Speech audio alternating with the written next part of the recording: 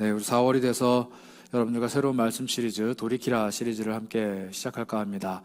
성경을 보시면 예수님은 한없이 자비로운 분, 또 은혜가 넘치는 분, 또 따뜻한 사랑과 온화한 눈길로 우리를 바라보시는 분, 이렇게 등장을 합니다. 그런데 성경을 꼼꼼히 잘 보시다 보면은 예수님이 자신의 감정을 드러내시는 때가 종종 등장합니다. 예수님이 화를 내시거나 눈물을 지으시거나 혹은 예수님이 탄식하시거나 안타까워하시거나 이렇게 예수님과는 좀처럼 어울리지 않는 그런 감정을 드러내시는 장면들이 등장하는데, 그러한 감정들이 등장하는 장면들을 자세히 보시면 좀처럼 바뀌지 않는 우리들의 삶, 또 우리들의 생각, 우리들의 마음, 이러한 것들을 보시면서 돌아오기를 바라는 마음으로, 돌이키기를 바라는 마음으로 예수님이 탄식하시고 눈물 흘리시고 안타까워하시고 때로는 화도 내시는 것을 보게 됩니다. 그러한 예수님의 감정을, 또 그러한 예수님의 상황을, 또 돌아오기를 바라는 예수님의 마음을 한 달 동안 저희가 살펴보고자 합니다. 그래서 이번 시리즈의 이름은 돌이키라입니다. 우리의 삶의 지경을, 또 우리의 마음 속에 있는 것들을 예수께로 돌이키고 다시 한번 말씀 앞에 새롭게 우리의 삶을 돌이켜보는 여러분들이 되시기를 축복합니다. 요한복음을 보시면은 처음 시작하자마자 요한이 예수님에 대해서 이렇게 이야기합니다. 예수님이 각종 제자들을 막 불러 모으신 장면이 등장을 해요. 너 나를 따라와라, 너 나와 함께 하자 하고 제자들을 막 모으시죠. 그리고 그 제자들과 함께 첫 번째 기적을 펼치십니다. 여러분들이 잘 알고 있는 물이 변하여 포도주가 됐네, 그 기적을 이렇게 보여주시거든요. 그 기적을 보여주신 다음에 첫 번째로 등장하는 이야기가 뭐냐면 바로 오늘 우리가 읽은 이야기입니다. 예수님이 성전에 가셔서 그 성전에 있는 돈을 바꾸는 사람들 혹은 동물들을 파는 사람들을 노끈으로 채찍을 만드셔서 막 이렇게 내쫓는 장면이 등장을 해요. 이런 장면 좀 의아하고 낯선 장면입니다. 예수님이 다른 사람을 위협하고 화를 내시고 언짢아하시고 소리를 지르시면서 폭력을 사용하시는 장면입니다. 제가 2008년으로 기억을 하는데, 여러분들 여기서 좀 먼 데여서 잘 모를 수도 있는데 광명사거리라는 곳 혹시 아시나요? 제가 그쪽에 살았었는데 2008년이었던 걸로 기억을 해요. 광명사거리는 그 굉장히 큰 사거리입니다. 그래서 이름도 광명사거리인데 그 사거리에 노점상들이 쫙 이렇게 펼쳐져 있었어요. 거의 한 40여 개 정도 노점상이 있었는데, 그때 광명시장이 그 노점상을 없애겠다라고 하는 게 자신의 당선 공약이었습니다. 왜냐하면 그 노점상 때문에 버스를 타는 게 너무 힘든 거예요. 노점상들이 버스 정류장을 다 점거를 하고 있고 사람들이 지나다니는 통행로를 다 막고 있어서 이 노점상들이 사람들에게, 이 시민들에게 너무 불편함을 준다. 그래서 내가 시장에 당선되면 이 노점상들을 다 없애겠다라고 공약을 걸었는데 덜컥 당선이 돼버린 겁니다. 그래서 이 사람이 당선되고 나서 얼마 안 돼서 노점상들을 없애기로 이제 결단을 합니다. 그리고 이제 협의를 했는데 그 사람들은 자신의 생존권이 걸린 문제니까 이것들을 응하지 않은 거예요. 그래서 어떻게 했느냐, 용역을 불렀습니다. 그리고 폭력적인 방법으로 노점상들을 다 끌어내고 사람들을 다 이렇게 끌어내는 모습을 보여줬어요. 여러분들 한번 기사 검색해 보시면은 그때 굉장히 크게 일이 있었거든요. 그래서 그 큰 사거리에 노점상들의 그 자판과 판매하는 물건들이 다 널브러져 있고 사람들이 길가에 앉아서 막 울고 있고 막 그러고 있는 장면들이 있었습니다. 제가 그거를 학교 갔다 오는 길에 보고 굉장히 큰 충격을 받았는데, 더 놀라운 사실은 뭐냐면요, 점포 40개를 정리하는데 그때 동원된 인력이 몇 명이냐, 용역이 400명이었습니다. 그러니까 한 개 점포당 거의 10명이 달려든 거예요. 그렇게 해서 정리를 했느냐? 못했습니다. 그때 결국 그 상인들을 못 이겼어요. 상인들과 또 그들을 지지하는 시민단체와 또 일부 시민들이 굉장히 강하게 저항을 하고 노점상을 결국 못 없앴다. 그리고 나서 2021년에 이르러서야 그 노점상들이 좀 정리가 됐다 하는 뉴스를 제가 얼마 전에 검색을 해서 발견을 했습니다. 그러면서 되게 놀라웠던 게 뭐냐면, 예수님은 어떻게 혼자서 이걸 다 정리하셨을까? 그렇잖아요. 예수님이 지금 물건을 파는 사람들, 그 동물을 파는 사람들과 돈 바꾸는 사람들을 채찍 하나를 가지고 막 이렇게 휘두르셨는데, 예수님이 뭐 슈퍼파워가 있는 것도 맞기는 맞지만 예수님이 일당백으로 그 사람들을 어떻게 다 정리를 하셨을까? 어떻게 그 사람들 다 내쫓으셨을까?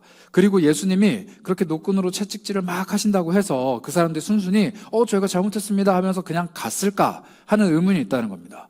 성전에 들어가서 시끄럽게 말하고 막 소리를 지르는 그 예수님, 그리고 그 예수님에게 넌 도대체 뭐냐라고 막 맞대응을 하고 있는 그런 상인들, 또 그 주변에 몰려든 수많은 사람들, 어쩔 줄 몰라 하는 제자들, 그리고 어쩌면은 바리새인과 서기관과 대제사장과 그런 성전에서 일하는 사람들은 와서 예수님을 막 질책하면서 너 도대체 뭐냐라고 물어봤을지도 몰라요. 그런 복잡한 이런 상황이 오늘 이제 그려지는 겁니다. 우리가 한번 읽은 본문을 볼까요? 14절을 보겠습니다. 성전 안에서 소와 양과 비둘기 파는 사람들과 돈 바꾸는 사람들이 앉아 있는 것을 보시고, 소 파는 사람, 양 파는 사람, 비둘기 파는 사람, 돈 바꾸는 사람, 벌써 4명이에요. 이 4집단을 정리하려면 40명의 용역이 필요할지도 모르는데 예수님은 지금 혼자 거기에 뛰어드신 겁니다. 그리고 나서 어떻게 하시느냐? 15절. 노끈으로 채찍을 만드사 양이나 소를 다 성전에서 내쫓으시고, 양이랑 소를 일단 내쫓으셨대요. 다 내쫓으시고, 돈 바꾸는 사람들의 돈을 쏟으시며, 돈을 다 이렇게 뒤집어 엎으셨는데, 여러분 한번 상상을 해보세요. 6월절입니다. 6월절. 사람들이 어마어마하게 몰려드는 6월절이에요. 그때 돈이 가득 담겨있는 그 돈판을 허공에다 확 집어 던진 거예요. 그럼 사람들이 가만히 있을까요? 막 돈 줍고 난리가 났겠죠. 그런 난장판이 벌어진 겁니다. 이러한 상황 속에서 예수님 소리를 지르십니다. 뭐라고 소리 지르시냐? 16절. 비둘기 파는 사람들에게 이르시되 이거 여기서 가져가라. 이거 여기서 가져가라. 그리고 뭐라고 말씀하시느냐? 내 아버지의 집으로 장사하는 집을 만들지 말라. 이렇게 말씀하십니다. 2개의 집이 등장하죠. 첫 번째는 뭐예요? 내 아버지의 집. 내 아버지의 집으로, 두 번째 집, 장사하는 집을 만들지 말아라. 이렇게 이야기합니다. 내 아버지의 집을 장사하는 집으로 만들지 말라. 근데 예수님이 이렇게 행동을 하셨는데 사실 이때 당시 상황을 보면 이 사람들이 잘못을 한 건 아니에요. 잘못을 한 건 아닙니다. 왜냐하면 여러분들 한번 생각을 해봅시다. 모든 사람이 양을 키우거나 소를 키우거나 비둘기를 키우거나 하지 않았던 시대입니다. 만약 우리가 오늘날 교회에 올 때 양이나 소나 비둘기나 이런 물건들, 동물들이 필요하다 한다면 다 집집마다 울타리를 지어놓고 양을 키우고 소를 키우고 비둘기를 키우는 그런 일들이 벌어지겠죠. 오늘날에 우리가 제사를 드려야 한다면. 그런데 이때 당시만 하더라도 자기 집에 이런 것들을 키우지 않고 전문적으로 키우는 사람들에게 돈을 주고 그걸 사는 게 허용되었던 시기예요. 모든 사람들이 다 양을 키울 수 없으니까, 모든 사람의 직업이 다 목자가 될 수 없으니까, 모든 사람들이 집에 비둘기 한 마리쯤은 키울 수 있는 시대가 아니다 보니까 자신들이 키우지 않는 그 동물들을 예루살렘에 와서 성전에 들어가기 전에 가서 합법적으로 돈을 내고 살 수 있도록 종교 지도자들이 허락을 했던 시대입니다. 그러니까 내 직업이 어부라고 예를 들어 봅시다. 나는 물고기를 잡는 사람이잖아요. 근데 나는 양이나 소나 이런 것들을 키울 여력이 안 돼요. 사실 이런 것들을 키운다라는 게 그냥 키우는 게 아니라 전문적으로 돌봐야 되는 거거든요. 왜냐하면 흠이 없도록 키워야 됩니다. 하나님께 드리려면은 얘네들이 그냥 자라가는 게 아니라 아무런 흠이 없도록 커야 되기 때문에 요즘으로 치면 할랄 같은 거예요. 할랄 아시죠? 아랍 사람들이 먹는 공인된 식품들, 공인된 고기, 공인된 물건들을 만들어내듯이 공인된 어떠한 동물들을 만들어내는 전문적인 사육사들이 있었던 겁니다. 그리고 그 사람들에게 합법적으로 내 돈을 내고 그걸 사는 거예요. 그리고 가서 제사를 드리는 거죠. 그러니 이 사람들이 필요하다는 것은 예수님도 아셨을 거예요. 예수님도 어쩌면은 자신이 유대인으로서 예루살렘에 올라갈 때 예수님의 어머니 마리아가 그 동물들을 사는 걸 보셨는지도 모릅니다. 그런데 왜 유독 이날만큼은 예수님이 그들을 내어 쫓으셨는가? 왜 이렇게 격하게 반응하셨는가? 그동안 30년 가까이 매년 예루살렘에 올라오셨던 예수님이 계속 아무런 행동을 하시지 않으셨는데 자신이 제자를 모으고 공생의 사역을 시작하신 후에 가장 먼저 하셨던 일이 왜 성전에 가서 이 모든 사람들을 내쫓으셨던 건가? 이 사람들이 문제가 있는 게 아니라 이 사람들이 성전 안에 있는 게 문제인 겁니다. 이 사람들 자체가 문제가 있는 게 아니라, 이 동물들 자체가 문제가 있는 게 아니라, 돈을 바꾸는 행위 자체가 문제가 있는 게 아니라 이들이 성전 안에 있는 게 문제인 거예요. 성전에 올라오는 길에 충분히 그들이 위치할 수 있습니다. 충분히 위치할 수 있어요. 그런데 이들이 어디에 위치했냐면 지금 성전 안으로 들어와 있는 거죠. 예수님의 말에서 힌트를 얻을 수 있는데요. 아까 우리가 읽었던 내 아버지의 집을 장사하는 집으로 만들었다. 이게 문제인 겁니다. 내 아버지의 집이어야 하는데, 내 아버지가 거하시는 집이어야 하는데 너희들은 이 집을 장사하는 집으로 만들었다라는 거예요. 이 아버지의 집은 무엇입니까? 예수님의 아버지, 즉 하나님이 계시는 곳이죠. 하나님이 계신 곳, 하나님이 좌정하시는 곳, 하나님이 살아계신 곳, 하나님께 예배하는 곳이 바로 성전입니다. 그런데 이 성전에서 사람들이 장사를 하기 시작하는 겁니다. 이 성전에 동물들을 데리고 들어오기 시작하는 거예요. 이 성전에서 해서는 안 될 일들을 하기 시작하는 겁니다. 여러분, 이 성경책은 사실 성전을 세우려고 하는 사람들과 성전을 허무려고 하는 사람들의 이야기라고 해도 과언이 아닙니다. 이스라엘 사람들은 하나님을 알고 난 이후부터 제사, 즉 하나님께 예배하는 그 장소를 만들기 위해서 계속 애를 써왔고, 하나님을 어떻게 예배할 것인가에 대해서 계속 고민해왔고, 하나님을 예배하는 처소 성전을 만들고자 애를 썼죠. 그리고 이 성전을 무너뜨리려고 하는 사람들도 있었습니다. 이스라엘의 대적들이나 원수들. 그런데 오늘날에는 이 성전이 다 무너지고 없습니다. 예수님이 예언하신 너희들의 성전이 돌 위에 돌 하나도 남김없이 다 무너져 내리리라, 이렇게 예언하신 후에 실제로 그 성전이 다 무너져 내렸고요. AD 70년경에. 그리고 다시는 성전이 다시 세워지지 않았습니다. 그리고 지금은 성전의 벽 한쪽만 남아있어요. 벽 한쪽만. 돌벽 한쪽만 남아있고 이스라엘 사람들이 거기에 가서 손을 대고 막 기도를 합니다. 우리 조상들이, 그리고 우리도 지금 만들지 못한 이 성전을 언젠가 하나님이 다시 우리에게 허락해 주시면 우리가 만들기 원합니다. 울면서 기도를 하거든요. 그래서 이 벽을 뭐라고 부르느냐? 그 유명한 통곡의 벽이라고 부릅니다. 지금 남아있는 성전의 한 귀퉁이, 그 벽에 손을 대고 기도하는 거예요.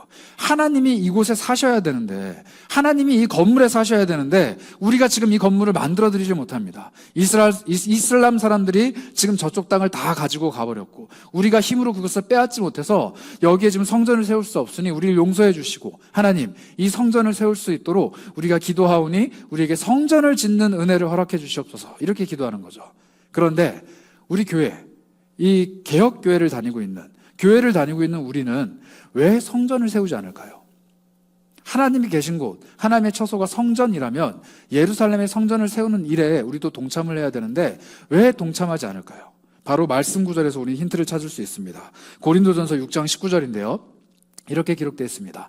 너희 몸은 너희가 하나님께로부터 받은 바 너희 가운데 계신 성령의 전인 줄 알지 못하느냐? 너희는 너희 자신의 것이 아니니라. 이렇게 이야기합니다.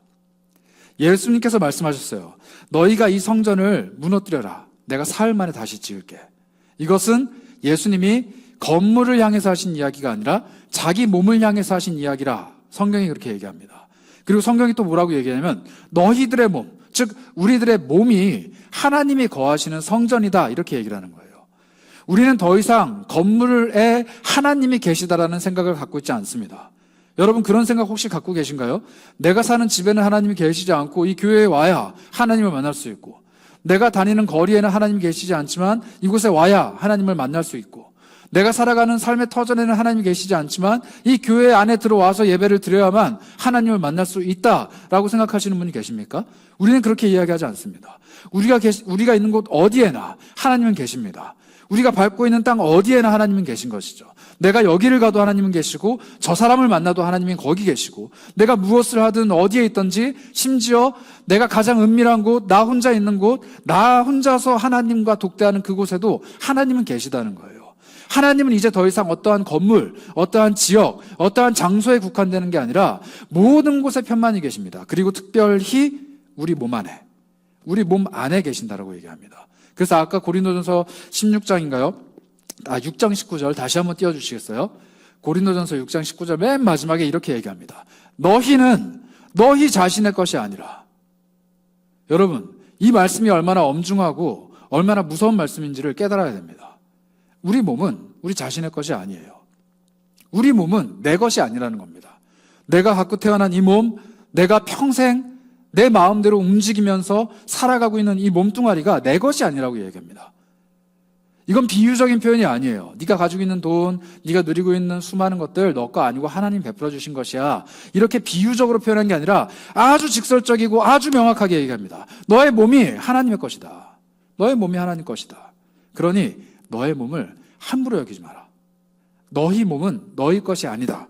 이렇게 이야기하고 있는 것이죠. 내 몸은 나의 것이다 라고 여기는 사람들이 가장 쉽게 하는, 그리고 가장 쉽게 범하는 우가 뭐냐면요, 내 몸을 함부로 대하는 겁니다. 내 몸을 함부로 대하는 거예요. 아마 제가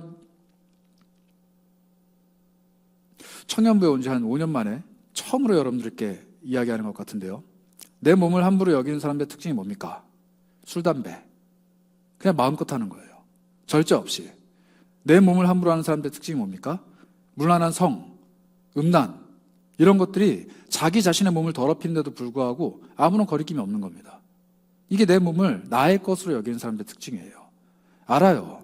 이 세상이 그러한 것들은 그런 것들 쯤이라고 이야기를 합니다. 그런 것들에 넘어지는 우리들에게 괜찮다고 얘기를 합니다. 그러한 것들에 쉽게 넘어가는 우리 모습들을 이 세상은 전혀 타박하지 않습니다. 그런데 하나님은 말씀하세요. 너희의 몸은 내 것이야. 너의 몸은 내 것이야. 너의 몸은 너의 것이 절대 아니야. 라고 말씀하신다고요. 이 엄중한 말씀 앞에서 여러분들은 과연 자유로울 수 있습니까? 그리고 저는 자유로울 수 있을까요? 물론 우리가 술, 담배나 성이나 수많은 우리 몸에 관련된 여러 가지 규범들을 예수 믿는 사람들이 지켜야 되는 어떠한 도덕적인 관념들, 그리고 예수 믿는 사람들이라면 의례껏 지키는 사회적인 관념들이라고 생각하시면 큰 오산입니다. 그냥 예수 믿는 사람들은 술 안 하니까, 예수 믿는 사람들은 담배 안 피니까, 예수 믿는 사람들은 순결을 지키니까, 예수 믿는 사람들은 이렇게 살아가니까 그렇게 살아가는 게 미덕이야, 미덕. 그냥 도덕적으로 조금 높은 삶이야. 그치만 허용됐어. 어느 정도까지 할 수 있어. 괜찮아. 라고 말하는 것. 이 성경 그 어디에도 나와 있지 않습니다. 여러분들에게 질문하고 싶어요. 저를 와서 한번 설득시켜 보세요. 어디에 그렇게 얘기되어 있냐고요. 괜찮다고. 성경은 이야기합니다. 너의 몸은 너의 것이 아니야. 그리고 그 엄중한 말씀은 오늘 우리의 삶을 다시 한번 돌아보게 만듭니다. 예수님이 당시의 성전을 그토록 강렬하게, 그리고 그토록 분을 품으신 채로 깨끗하게 만드셨습니다. 오늘날 그 성전이 여러분들의 몸이라면, 오늘날 그 성전이 나의 몸이라면 예수님께서 오셔서 깨끗게 하셔야 되는 부분이 있을까요? 없을까요? 오늘 예수님이 노끈으로 채찍을 만드셔서 나를 후두려 패실 그런 모습이 있냐 없냐, 그걸 살펴봐야 된다는 겁니다. 어쩌면은 성전을 파괴하고 있는 범인은 바로 나 자신일지도 모릅니다. 내 몸을 나의 것이라 생각하고 함부로 대하는 나 자신, 그 자신이 바로 성전 파괴범이라는 것이죠. 그런데요, 여러분, 사실 술, 담배 이런 것보다 더 무섭고 더 잔인하게 나 자신을 파괴하는 성전 파괴범의 두 번째 특징이 있습니다. 그게 뭐냐면요, 나를 미워하는 거예요. 나를 너무 사랑하는 것보다 더 큰, 그리고 더 나쁜, 더 악독한 죄가 뭐냐? 나 자신을 미워하는 거랍니다. 나에게 주어주신 이 몸이 내 것이 아니라 하나님의 것이라고 이야기하고, 또 나 자신의 것이 아니라 하나님의 것임을 인정하기 시작하면 나에게 주신 이 몸, 나에게 주신 이 상황, 나에게 주신 이 환경, 나에게 주신 이 모든 것들을 사랑할 수가 있게 돼요. 그리고 만족할 수가 있게 됩니다. 자족할 수가 있게 된다는 거죠. 그런데 도무지 만족하지 못하는 사람, 도무지 인정할 수 없는 사람, 도무지 사랑할 수 없는 그 사람이야말로 바로 성전을 파괴하는 사람이라 그렇게 이야기할 수 있는 겁니다. 사실 술은요, 하룻밤 지나면 깹니다. 담배는 끊으면 돼요. 성은 돌이키면 돼요. 근데 나 자신을 미워하고 나 자신을 질책하고 나 자신을 향해서 화살을 쏘아야 되는 그 마음은요, 나 자신이 아니고서는 도무지 해결할 수 없는 마음이라는 거예요.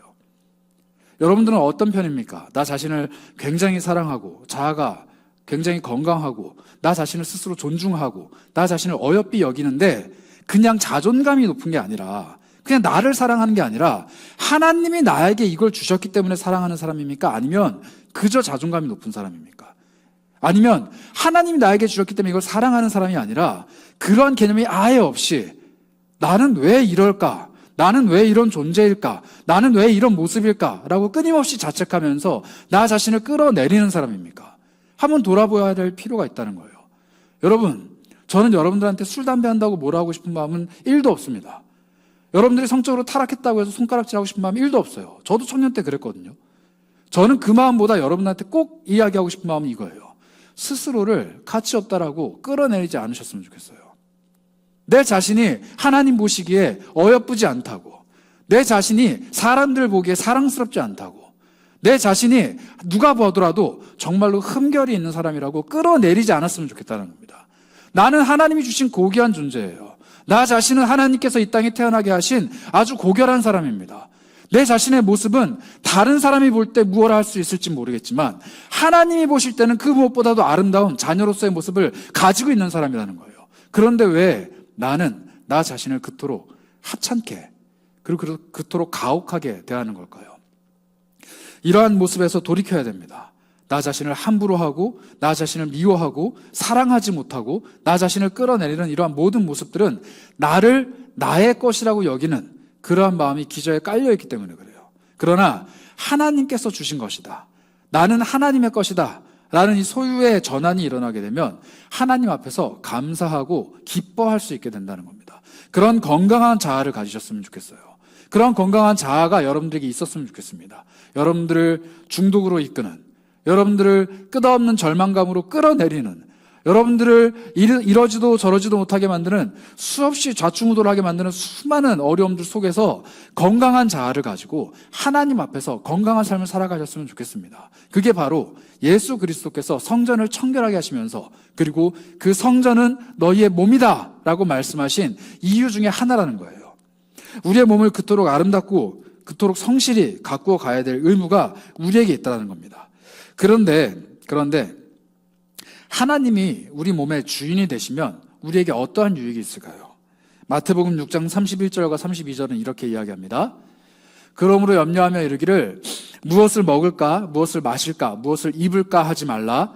이는 다 이방인들이 구하는 것이라. 너희 하늘 아버지께서 이 모든 것이 너희에게 있어야 할 줄을 아시느니라. 이렇게 이야기합니다. 예수님의 말씀입니다. 너희는 무엇을 입을까, 무엇을 걸칠까, 무엇을 먹을까, 무엇을 마실까, 이런 것도 염려하지 말라는 거예요. 근데 여러분 잘 보세요. 입고 먹고 마시는 것 모두 다 몸에 관련된 겁니다. 영혼에 관련된 게 아니에요. 여러분들 몸에 무엇을 걸칠지, 여러분들의 몸을 위해서 무엇을 먹을지, 여러분들의 몸의 즐거움을 위해서 무엇을 마실지 하나님께 맡기라는 거예요. 왜냐하면 내 몸의 주인은 하나님이니까. 여러분 먹고 사는 일을 위해서 기도하는데 좀처럼 잘 들어주시지 않죠? 좀 더 쉽게 얘기해 볼까요? 돈 많이 벌고 싶어서 기도하는데 돈 많이 버는 거 쉽지 않습니다. 내가 먹고 사는 일에 걱정이 없고 싶은데 그 걱정 안 하는 거 쉽지 않아요. 제가 오늘 아주 부러운 사람 한 명의 소식을 들었는데 어제 로또 당첨일이었거든요. 저도 몰랐어요. 오늘 기사 보고 알았어요. 로또 당첨일이었는데 1등이 5명 나왔답니다. 근데 5명이 한 곳에서 나왔대요. 아마 한 사람이 5번 찍었는데 똑같은 번호로 찍어가지고 5번 당첨된 것 같아요. 그 사람이 지금 올해 최고의 역대급 행운을 가진 사람이랍니다. 저 부러웠어요. 104억이래. 104억. 20몇 억씩 5번 찍어서 104억을 가져간답니다. 안 부러워요? 나만 부러워요? 여러분들은 집에 104억 있으신가 봐요. 네. 부러운 게 당연한 거 아니에요? 먹고 사는 일이 해결되는 것, 이 세상 모든 사람들이 원하는 거 아닙니까?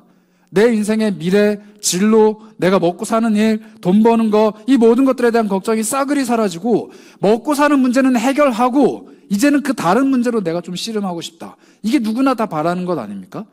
그런데 이것을 위해 기도하는데 좀처럼 내 상황이 나아지지 않는 이유, 제가 정답을 말씀드릴게요.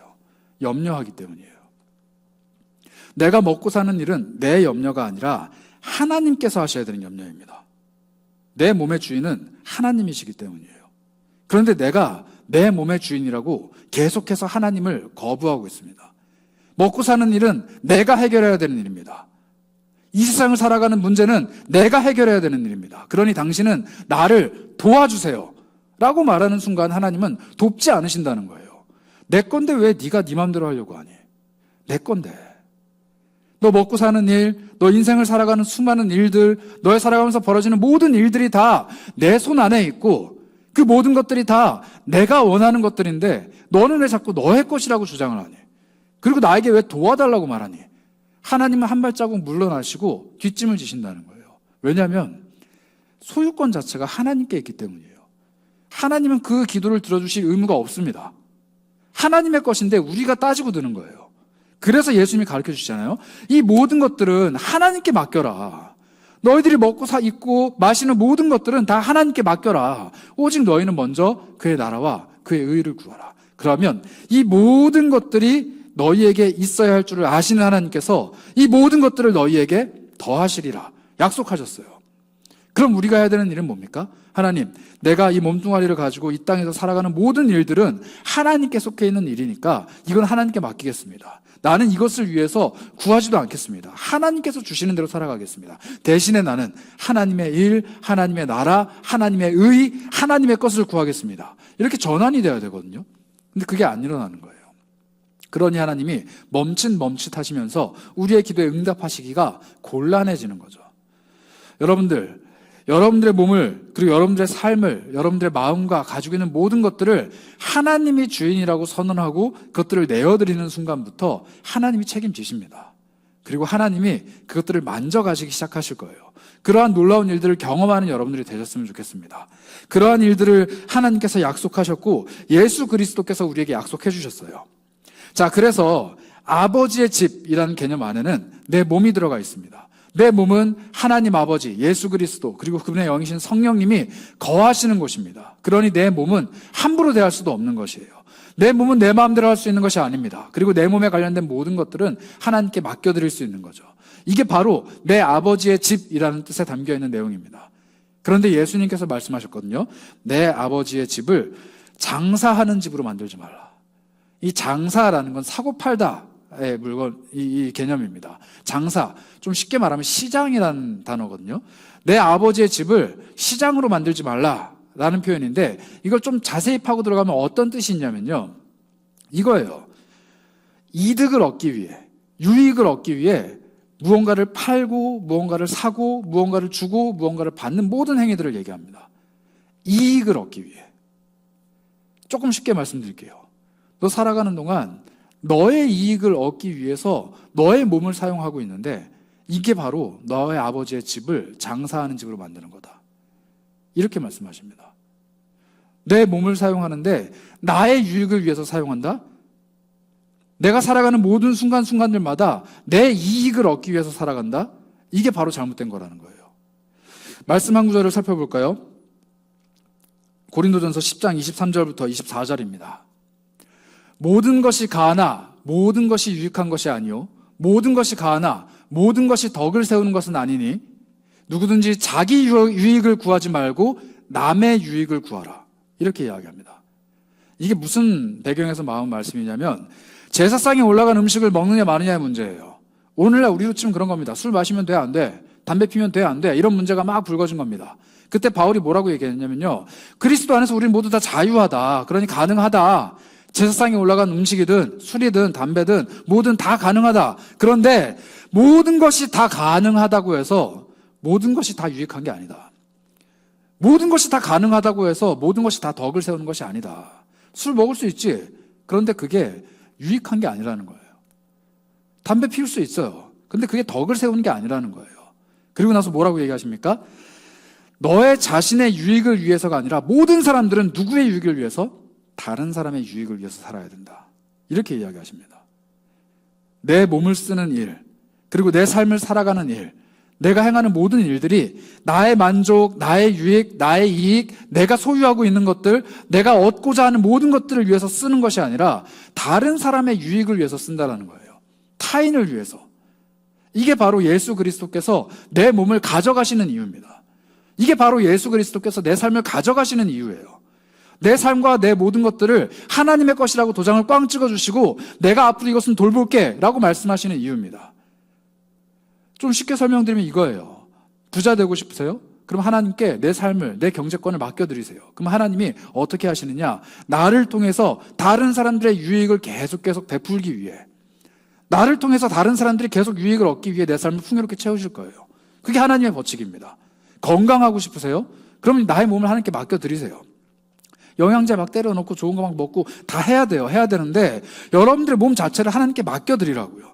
그럼 그 몸을 가지고 하나님이 강건하게 하실 거예요. 나 자신을 위해서가 아니라 여러분들의 삶을 통해서 다른 사람들의 유익을 얻기 위해. 그런데 타인의 유익은 온데간데 없고, 뭐 타인까지 갈 것도 없죠. 하나님의 유익은 온데간데 없고, 나의 만족과 나의 유익만 얻기 위해서 내 삶을 꽉 움켜쥐고 있는 그 사람에게 하나님은 응답하시지 않는다는 겁니다. 하나님은 일하시지 않는다는 거예요. 여러분 한번 돌아보셨으면 좋겠습니다. 다른 사람을 위해서, 다른 사람의 유익을 위해, 다른 사람의 이익을 위해 행동하는 나의 행동이 내 전체 행동 중에 과연 얼마나 될까요?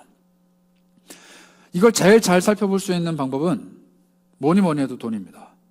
여러분들의 돈의 지출, 이 돈이 내 안에서 흘러나가는데 나의 유익이 아니라 다른 사람의 유익을 위해서 흘러가는 게 과연 얼마나 됩니까? 그거 한번 생각해 보셨으면 좋겠어요.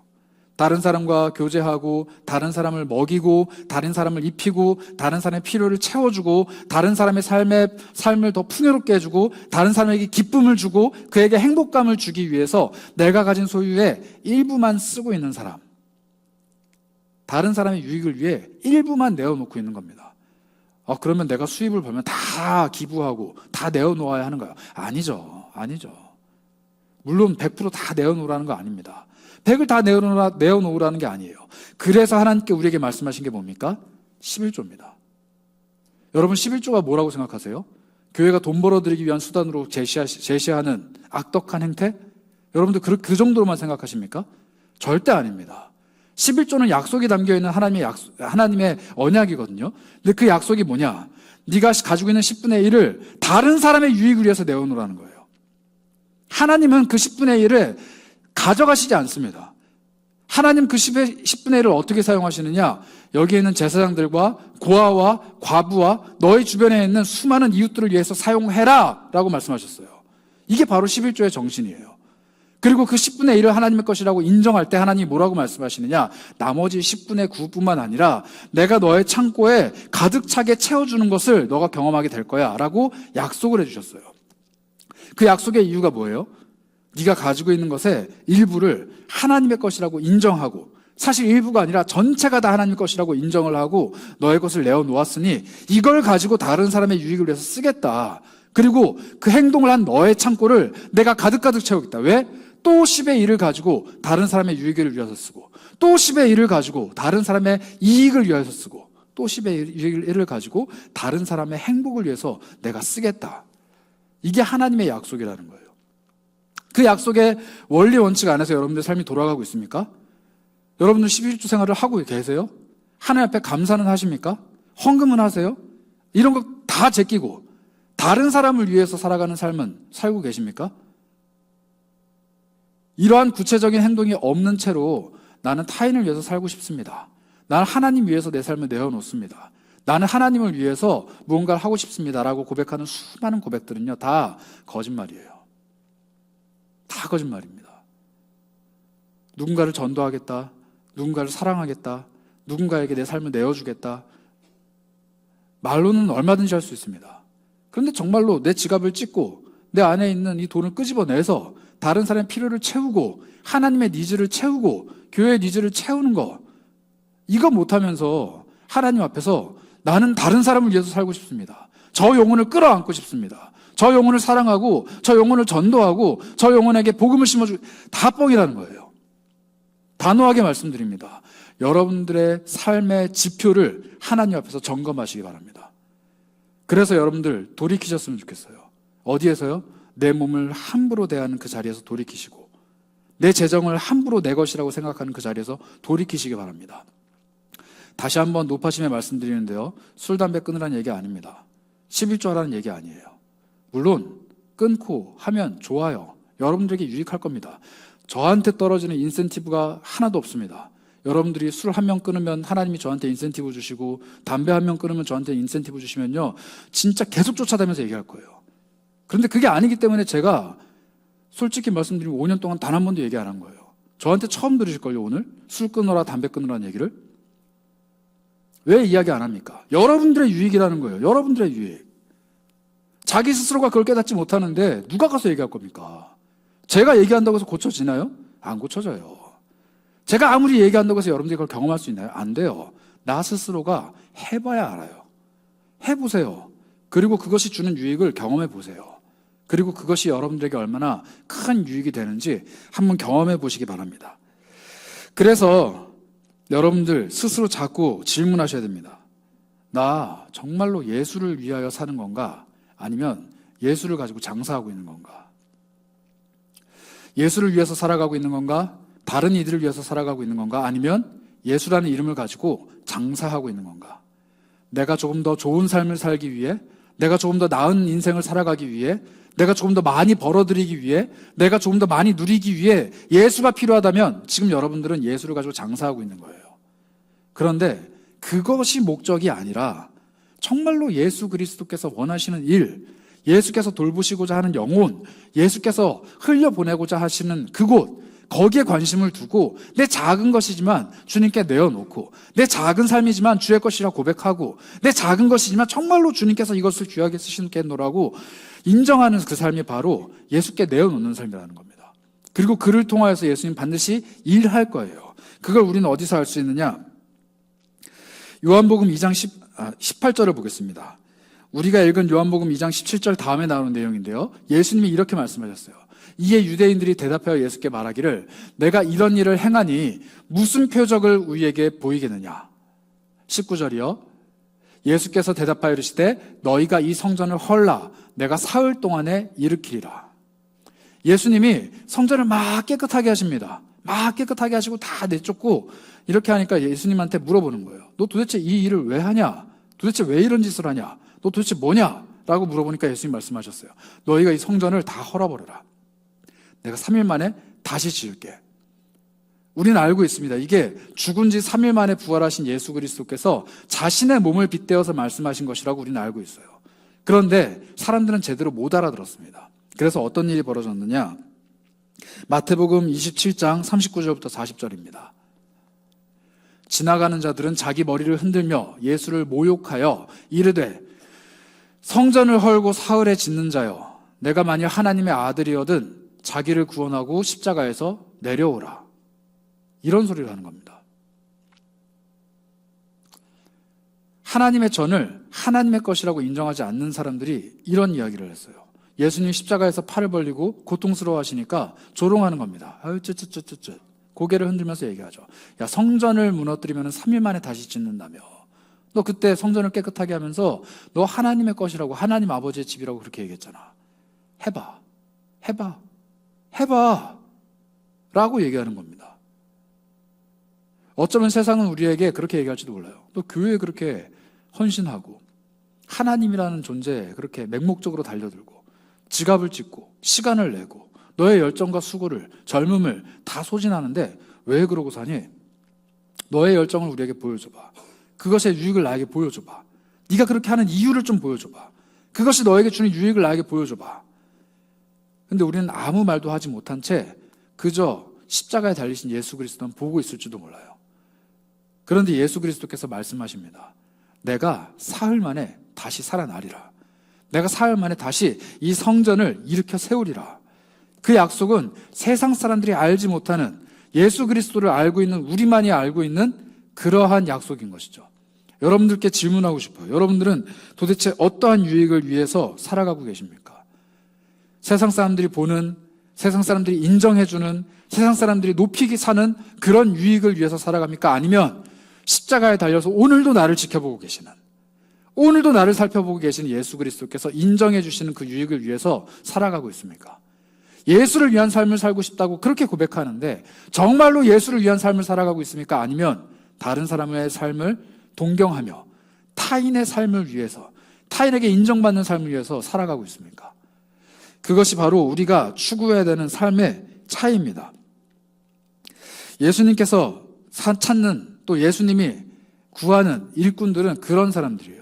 자기 삶을 결단하고 더 이상은 더럽히지 않겠노라고, 더 이상은 내가 나의 것이라 주장하지 않겠노라고, 이제는 하나님의 것이고 하나님이 나를 사용하여 주실 것이고 하나님이 내 인생을 끌고 가실 것이라고 인정하는 사람, 그러한 사람을 바로 하나님 찾고 계십니다. 오늘도 찾고 계신다는 거예요. 그리고 그러한 사람들을 통해 하나님은 일을 하십니다.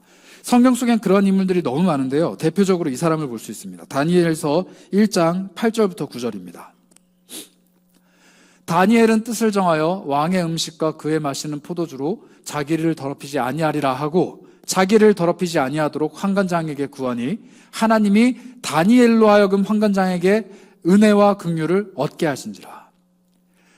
다니엘은 결심했어요. 뭘 결심했느냐? 내 몸을 더럽히지 않겠노라고.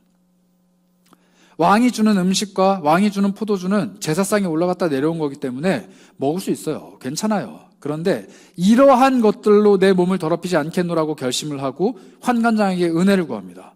그리고 환관장이 목숨을 걸고 그 요청을 들어주죠. 식물만 주는 거예요. 그러니까 풀떼기만 주는 거예요. 그런데 다니엘에게 어떤 일이 일어납니까? 그 음식들을 먹은 사람보다 다니엘이 훨씬 더 윤택하고 훨씬 더 아름답고 훨씬 더 건강해 보이게 하나님이 은혜를 주신 거죠. 오늘도 하나님이 이런 사람을 찾고 있어요. 시대, 환경, 상황 모든 것들이 괜찮다고 이야기합니다. 너 그 음식 먹어도 괜찮아. 너 그거 해도 괜찮아. 모두가 다 해. 그리스도인들도 다 해. 괜찮아. 라고 말하는 그 순간순간들마다 아니야. 누가 하고 누군가 하지 않기 때문에 내가 하고자 하고 하지 않는 것이 아니라 하나님이 내 몸의 주인이시기 때문에, 하나님이 내 삶의 주인이시기 때문에, 하나님이 이 모든 것들을 나에게 주셨기 때문에 나는 이것을 하겠다, 하지 않겠다 결단하는 여러분들이 되었으면 좋겠어요. 기준이 하나님께 있는 사람, 기준을 하나님께 두는 사람, 모든 것들을 하나님께 맡겨주는 사람, 그 사람을 하나님이 찾으신다는 겁니다. 거룩한 성전 파괴범이 되었으면 좋겠어요. 진짜 성전 파괴범은 예수님이셨습니다. 잘못되어 있는 성전을 파괴하시고 그 성전을 무너뜨리시고 이 성전을 하나님께로 다시 온전케 하기 위하여 노끈을 드시고 채찍질을 하셨던 그분이 오늘날 새롭게 하는 성전이 어디에 있는가 찾고자 이리저리 두리번거리십니다. 내 앞에서 결단한 사람은 도대체 누구일까? 나에게 이 성전을 맡기겠노라고 결단하는 자는 누구인가? 그 사람을 찾으신다는 거예요. 그리고 그 사람의 결단을 예수 그리스도께서는 기쁘게 받으십니다. 그리고 그 결단을 하나님께서는 사용하실 겁니다. 여러분들의 삶이 지금껏 어땠는지는 더 이상 중요하지 않습니다. 여러분들이 지금까지 어떠한 삶을 살아왔는지 중요하지 않아요. 오늘부터 여러분들의 삶이 중요한 겁니다. 오늘부터 여러분들께 말씀하시는 예수 그리스도의 음성을 들으시기 바라요. 오늘부터 여러분들을 촉구하시는 예수 그리스도의 그 손길을 느끼시기 바랍니다. 돌아와라, 돌아와라. 제발 있는 곳에서 돌이켜 나에게로 돌아와라. 말씀하시는 그 예수 그리스도의 음성이 여러분들의 귓가에 울려 퍼지기 원합니다. 잘못된 행실을 바로 잡으세요.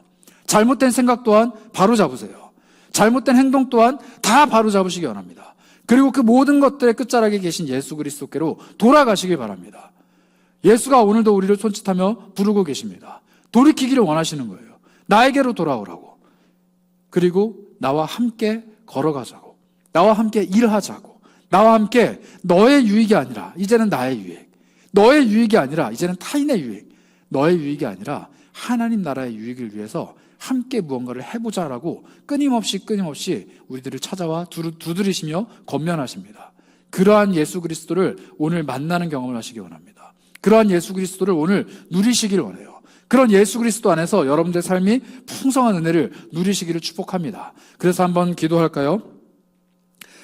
여러분들 오늘 드렸던 말씀들이 여러분들의 삶에 강한 찔림이나 죄책으로 다가오시는 분들이 계시다면 이 시간 회개하시기 바랍니다. 여러분들이 정리해내야 될 것들, 하지 말았어야 하는 그 행동들, 품지는 말았어야 했던 그 마음들, 생각하지 말아야 했었던 그 수많은 생각들이 여러분들을 괴롭히고 있다면 지금 이 순간 끊어내시기 바랍니다. 그게 바로 은혜이고 그게 바로 축복이자 그게 바로 하나님의 인도하심이에요. 다시 한번 말씀드립니다. 하지 말아야 될 모든 행실로부터 돌이키고 떠나가시기 바랍니다. 생각하지 말아야 될 수많은 생각들로부터 돌이키고 떠나가시기 바랍니다. 제발 부르짖는 그 예수 그리스도의 외침을 들으시기 바랍니다. 그리고 그 외침 가운데 반응하시길 바라요.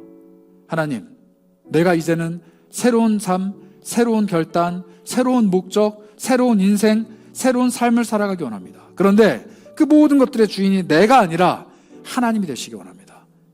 그 모든 것들의 주인이 바로 내가 아니라 하나님이 되시기 원합니다. 내가 나 스스로 마음껏 내 모든 것들을 할 수 있다고 생각했던 그 삶을 이제는 내어놓고 하나님이 내 인생의 주인 되셔서 하나님이 나에게 모든 것을 하시겠다라고 말씀하시도록 내가 하나님께 내어드리는 사람이 되기 원합니다. 그렇게 나를 받아주시고 사용하여 주시고 새롭게 하여 주옵소서. 결단하는 여러분들이 되시길 촉구합니다. 우리 함께 기도하며 나아가겠습니다.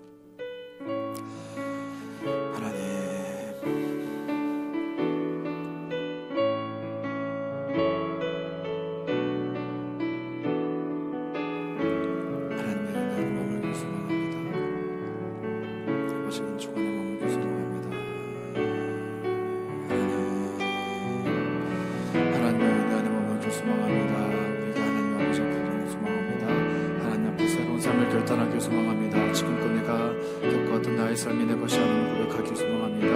하나님, 나의 삶을 붙잡아 주시옵소서. 나의 삶을 인도하여 주시옵소서. 이제는 더 이상 내 것이 아닙니다. 이것이 더 이상 나의 것이 아닙니다. 내 몸이 내 것이 아닙니다라고 고백하는 이 청년들, 거룩하고 순결한 청년들이 될 수 있도록 하나님 인도하여 주시옵소서. 하나님 감사드립니다. 하나님 감사드립니다. 하나님 감사드립니다. 이 시간에 저와 함께 결단하기를 원하는 분들은 가슴에 손을 얹으셨으면 좋겠습니다. 하나님, 나는 더 이상 내 몸이 내 것이라고 생각하지 않겠습니다.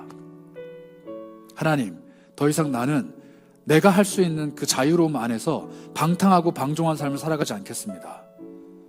하나님, 나는 더 이상 내 것이 내 것이라고 생각하며 내가 가지고 있는 수많은 것들이 하나님의 의지와는 상관없이 내 의지대로 쓰임받을 수 있다고 생각하는 그런 어리석음에서 벗어나가겠습니다.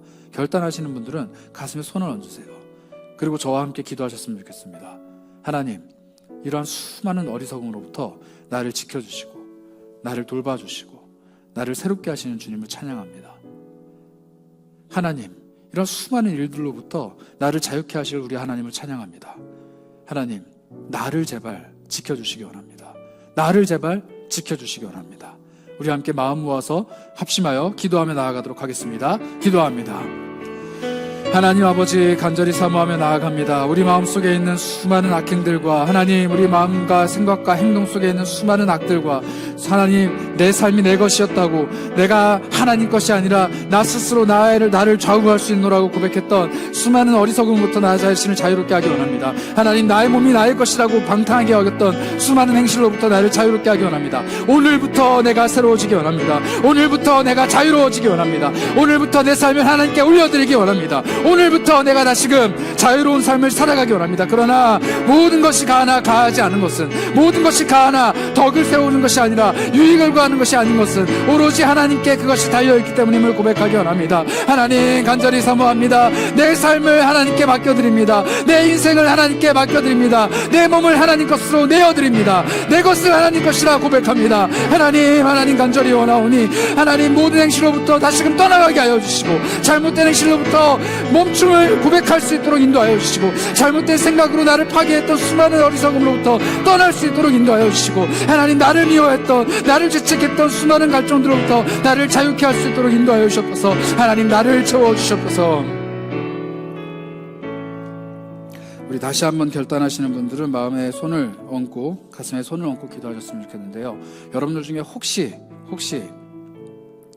나 자신을 미워하는 마음, 또 나 자신을 자책하는 마음, 나 자신을 하찮게 여기는 마음, 나 자신을 자꾸 끌어내리는 낮은 자존감 때문에 괴로워하시는 분들 계십니까? 가슴에 손을 얹고 이 시간 선포하면서 기도하셨으면 좋겠어요. 하나님, 나는 하나님 겁니다. 나는 하찮은 존재가 아닙니다. 나는 그 누구도 사랑하지 않는 그런 불쌍한 존재가 아닙니다. 나는 하나님의 것입니다. 그리고 나의 몸, 나의 삶, 나의 인생, 내가 누리고 있는 모든 것들 하나님이 나에게 베풀어 주신 것입니다. 그러니 감사로, 기쁨으로 받겠습니다. 이런 고백을 하나님께 올려드리셨으면 좋겠어요. 하나님이 가슴 아파하십니다. 여러분들께 주신 수많은 것들이 너무나도 아름답고 존귀하고 찬란하게 빛나고 있는데 그것들을 발견하지 못하고 하나님 앞에서 나는 어두운 존재라고, 나는 불쌍한 존재라고, 나는 하찮은 존재라고 말하고 있는 여러분들을 보시면서 하나님이 가슴 아파하신다고요. 여러분들은 그런 존재가 아닙니다. 다시 한번 말씀드립니다. 여러분들은 그런 존재가 아닙니다. 이 시간 하나님 앞에 결단하면서 기도하셨으면 좋겠어요. 하나님, 내가 더 이상 나 자신을 끌어내리지 않겠습니다. 나를 하찮게 여기지 않겠습니다. 부족하다 생각하지 않겠습니다. 하나님, 나의 자존감을 회복시켜 주시는 것이 아니라 하나님을 깨닫게 하여 주시옵소서. 하나님을 깨닫게 하여 주시옵소서. 하나님을 깨닫게 나를 인도하여 주시옵소서. 그런 마음으로 한번 기도하도록 하겠습니다. 기도합니다. 하나님 아버지, 그렇습니다. 우리의 심령이 우리를 자꾸 끌어내립니다. 우리의 마음이 우리를 자꾸 하찮게 여깁니다. 우리를 자꾸 부족하다, 어리석다, 아무것도 할 수 없다 끌어내립니다. 하나님, 그러나 나는 하나님께 사랑받는 존재라는 것을, 나는 하나님께서 사랑하시는 존재라는 것을 내가 깨닫기 원합니다. 나는 하나님 앞에 존귀한 자입니다. 나는 하나님께서 즐거이 여기시는 아름다운 노래입니다. 하나님께서 나를 바라보실 때 얼마나 아름답게 바라보시는지, 얼마나 존귀하게 바라보시는지, 얼마나 사랑스럽게 나를 바라보시는지 내가 다시 한번 깨닫고 인정해 나가기 원합니다. 하나님 나를 불쌍히 여기주시옵소서. 이렇게밖에 할 수 없는 나를 불쌍히 여기주시옵소서. 나 자신을 한식하며 탄식하며 손가락질할 수밖에 없는, 나 자신을 향해서 희망을 가질 수 없는 나를 불쌍히 여겨주시옵소서. 내 자신에게 찾아오셔서 희망이 되어주시고 소망이 되어주시고 다시 한번 사랑을 고백해주시고 내 자신이 얼마나 존귀한 존재인지, 내 자신이 얼마나 사랑받는 존재인지를 깨달을 수 있도록 인도하여 주시옵소서. 하나님 간절히 사모합니다. 하나님의 은혜가 내 속에 흘러넘치기를 간절히 사모합니다.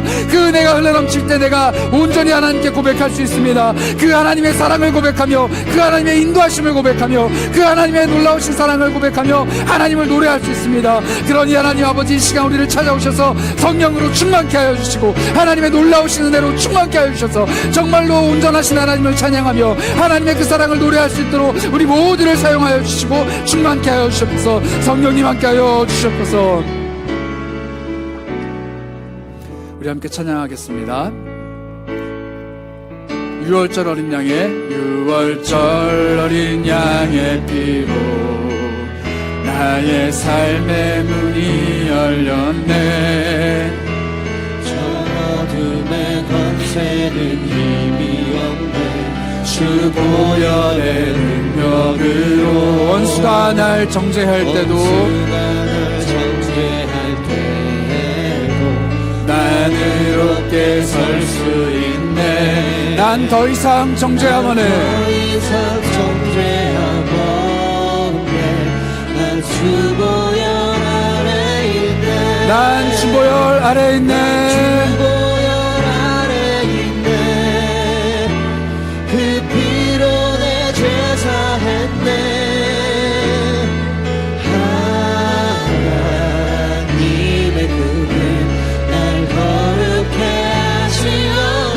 나는 주보혈 아래 있네. 주보혈 아래 있네. 난 원수의 어떠한 공격에도 더 이상 넘어지지 않네. 난 주보혈 아래 있네. 여러분, 다시 한번 찬양하실 때 그런 결단을, 또 그런 소망을 품고 있는 분들은 하나님께 간절히 찬양했으면 좋겠습니다. 하나님, 예수 그리스도의 팔 벌리신 그 십자가 보혈이 나를 향해 흐르기 원합니다. 나를 사랑할 수 없고 또 내가 가지고 있는 연약함 때문에 날마다 넘어지고 그렇게 한탄하고 있는 나 자신을 바라보시면서 오늘도 팔 벌려 피 흘리시는 예수 그리스도의 그 보혈이 나를 향해 흐르기 원합니다. 나는 여전히 고칠 수 없는 그 수많은 악행들과 자꾸 넘어지고 있는 그 수많은 실수들과 또 자꾸 나를 찾아오는 수많은 유혹들 앞에서 끊임없이 예수를 배반하지만 예수 그리스도의 그 십자가 보혈은 한 번도 틀림없이 의심 없이 나를 향해 흐르고 있음을 고백합니다. 나는 주 보혈 아래에 있습니다. 나는 더 이상 정죄함이 없습니다. 원수의 그 어떠한 공격도 나를 더 이상 무너뜨릴 수 없습니다. 나는 오로지 하나님의 것입니다. 그렇게 고백하는 여러분들의 고백이 하나님 앞에서 울려 퍼지길 소망합니다. 우리 다시 한번 찬양하며 나아가도록 하겠습니다. 유월절 어린 양의 피로, 유월절 어린 양의 피로 나의 삶의 문이 열렸네. 저 어둠의 권세는 힘이 없네. 주 보혈의 능력으로 원수가 날 정죄할 때도 난 의롭게 설 수 있네. 난 더 이상 정죄함 없네. 난 주보혈 아래 있네. 우리 함께 찬양합니다. 나는 주보혈 아래 있네. 그 피로 내 죄 사했네. 하나님의 긍휼이, 하나님의 긍휼 날 거룩해 하시었네. 난 주보혈 아래 있네. 난 원수의 어떠한 공격에도 더 이상 넘어지지 않네. 난 주보혈, 다시 한번 고백합니다. 나는 주보혈 아래 있네. 아래 있네. 그 피로 내 죄 사했네. 하나님의 님의 긍휼 날 거룩해 하시어. 아멘 아멘. 나는 주보혈 아래 있네.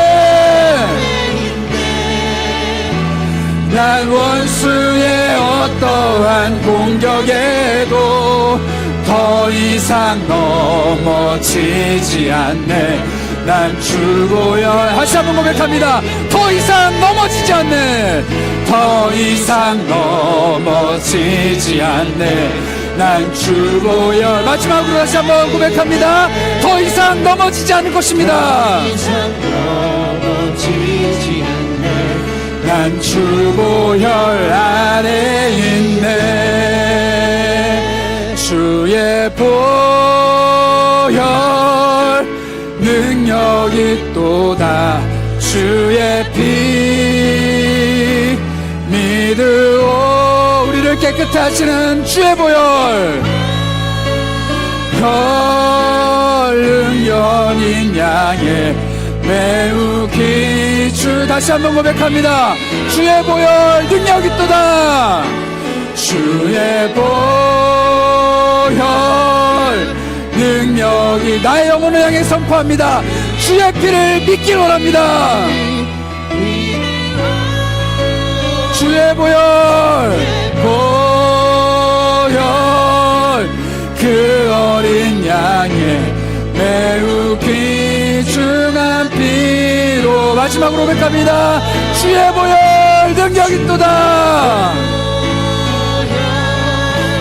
능력이 또다. 주의 피 믿으오. 주의 보혈. 주의 보혈 그 어린 양의 매우 귀중한 피로다. 여러분, 오늘 예수 그리스도께서 말씀하십니다. 너가 나의 것인 이유는, 너의 몸이 내 것인 이유는, 너의 삶이 내 것인 이유는, 너의 모든 것이 내 것인 이유는 너를 통해 내가 다른 사람들의 유익을 끼치기 위해서야. 너의 삶을 통해 다른 사람들을 더 풍요롭게 채우기 위해서야. 너의 몸을 통해 다른 사람들을 행복하게 만들기 위해서야. 너의 모든 것을 통해 다른 누군가가 더 풍요롭게 살아가기 위해서야. 그리고 너를 통해 다른 사람이 예수 그리스도를 알게 하기 위해서야. 그러니 너의 삶을, 너의 몸을, 너의 가진 것을, 그리고 너의 모든 것을 나에게 내어줄 수 있겠니? 정말로 그렇게 할 수 있겠니? 이렇게 우리에게 질문하십니다. 예 라고 말하는 우리에게 예수님은 다가오셔서 그럼 다 내놔라. 이제는 내가 쓰겠다. 이렇게 하시지 않습니다. 아주 친근하게, 아주 세밀하게, 그리고 아주 사랑스럽게 여러분들을 토닥여 주시면서 함께 걸어가실 거예요. 동행하실 거예요. 만져가실 겁니다. 강제로 힘있게 우리의 것을 빼앗가셔서 자기 맘대로 주무르시는 것이 아니라 나와 함께 너무나도 사랑스러운 그 목소리로 나를 인도해 가실 것입니다. 더 풍요롭고 더 행복하고 더 아름답고 더 좋은 곳으로. 그래서 이런 예수 그리스도 앞에 내 삶을, 내 가진 것을, 내 몸을 내어놓기를 결단하시는 여러분들은 다시 한번 기도하셨으면 좋겠어요. 하나님, 정말 가진 것 없고 부족한 나지만 받아주셨으면 좋겠습니다. 정말 연약하고 쓸모없는 나지만 받아주셨으면 좋겠습니다. 지금까지 내 멋대로, 내 마음대로, 내가 원하는 대로 살아왔던 이미 더러워질 대로 더러워진 내 몸뚱아리, 내 삶, 내가 가지고 있는 모든 것이지만 하나님께 내어놓사오니 하나님 받아주셨으면 좋겠습니다. 새롭게 해주셨으면 좋겠습니다. 회복시켜 주셨으면 좋겠습니다. 끊어낼 수 있도록 인도해 주셨으면 좋겠습니다.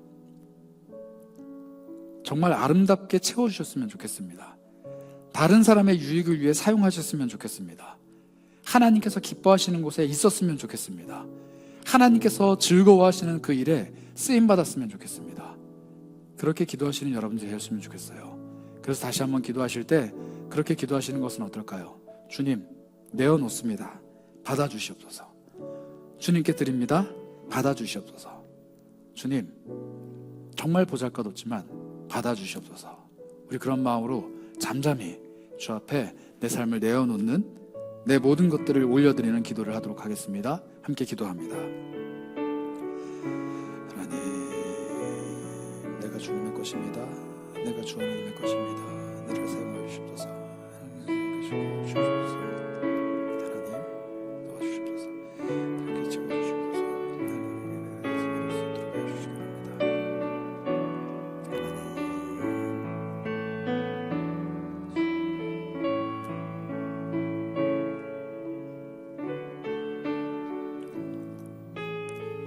하나님, 나를 채워주시길 소망합니다. 원합니다. 하나님, 나와 함께 하시는 내 가운데 머물게 하는 사랑하는 원합니다. 하나님, 지켜주시고 함께 해주셔서 놀랍도록 충만하게 역사해 주셔서, 하나님 이들의 심령 가운데 임재해 주셔서 성령님 함께 해주셔서 함께 해주기를 위해서 들어오시기 원합니다. 다시 한번 이렇게 해주시도록 바랍니다. 주님께 내어드리길 소망하는 마음입니다. 함께 해주셔서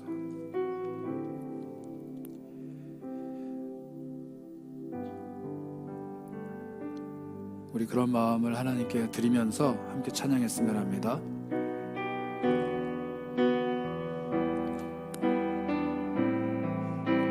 우리 십자가를 참으신 어린 양 예수께 내 모든 것들을 내어드리길 소망합니다.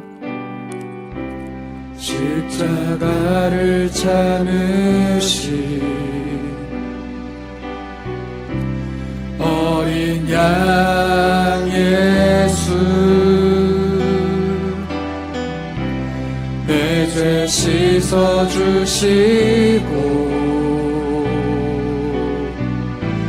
구속하셨네. 어둠을 물리치신 세상의 빛 예수, 영광의 빛 비추사 자유케 하시네. 우리 함께 고백합니다. 예수 하나님의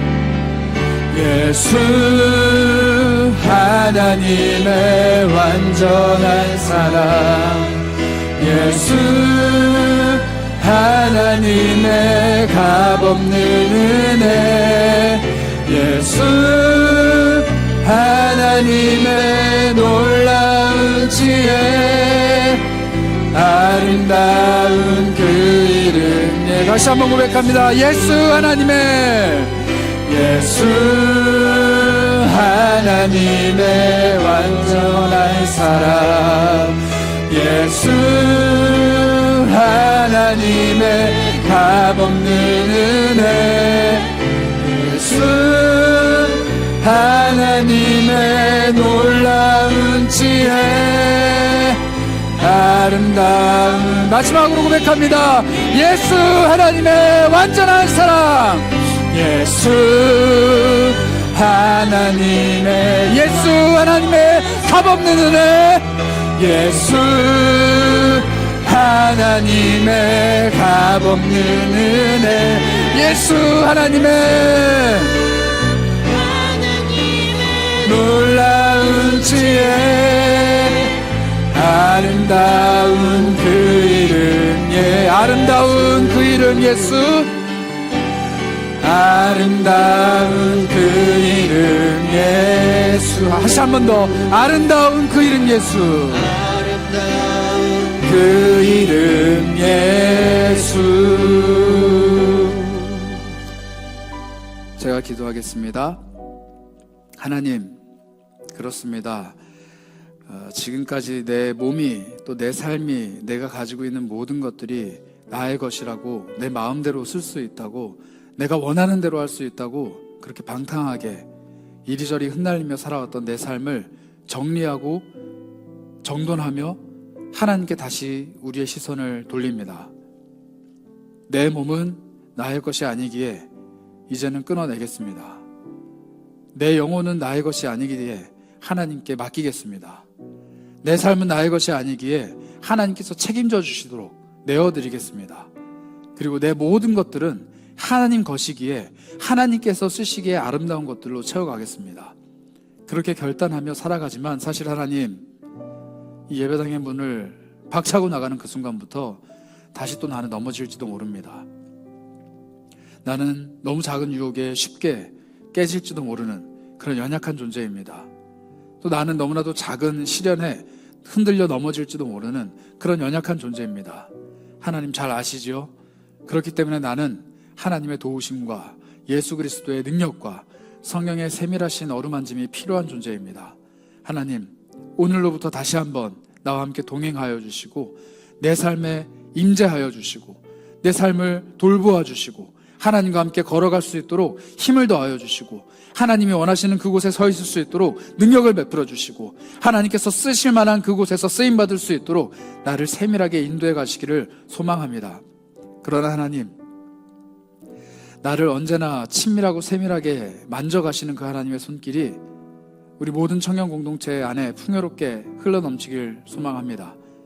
강제로 하시지도 억지로 하시지도 않는 그 하나님의 놀라우신 자비하심, 그러나 말할 수 없는 탄식으로 늘 우리를 지켜보고 계시는 그 하나님의 마음을 깨달아 알기 원합니다. 다시 한번 주 앞에 머물길 소망합니다.